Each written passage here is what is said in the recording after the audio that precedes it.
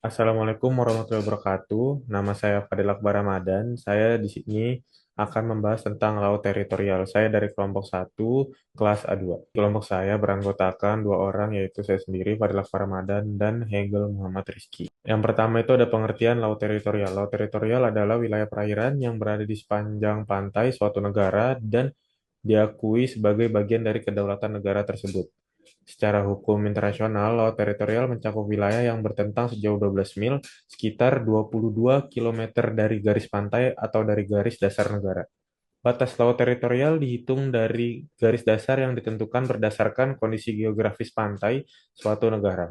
Pada dasarnya, ini adalah garis rendah air laut. Jika ada pulau kecil, karang, atau teluk yang di dalam, aturan batas bisa lebih kompleks dan seringkali garis dasar lurus ditarik untuk menyederhanakan batas laut teritorial. Yang ketiga ada kedaulatan negara di laut teritorial. Kedaulatan negara di laut teritorial adalah hak penuh yang dimiliki oleh negara pesisir pantai untuk mengatur dan mengontrol wilayah laut yang membentang hingga 12 mil laut dari garis pantainya. Kedaulatan ini mencakup kendali atas perairan, dasar laut, dan ruang udara di atasnya. Negara berhak menerapkan hukum, menjaga keamanan, mengeksploitasi sumber daya alam, serta melaksanakan kegiatan ekonomi dan lingkungan di wilayah tersebut. Yang keempat ada sengketa dan konflik laut teritorial. Sengketa batas laut seringkali muncul karena negara-negara di pesisir yang berdekatan tidak sepakat mengenai batas laut teritorialnya, terutama wilayah tersebut kaya akan sumber daya alam atau memiliki kepentingan strategis. Contoh penting dari sengketa laut teritorial adalah sengketa di Laut Cina Selatan, di mana beberapa mengeklaim wilayah laut yang sama yang memicu ketegangan diplomatik dan militer. Selanjutnya akan dilanjutkan oleh teman saya Hegel Muhammad Rizky. Peran UNCLOS dalam laut teritorial.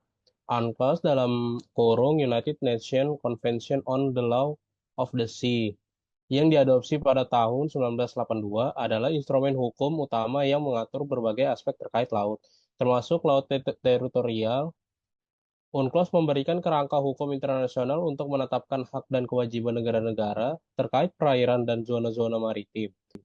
UNCLOS menetapkan batas laut teritorial hingga 12 mil laut dari garis dasar.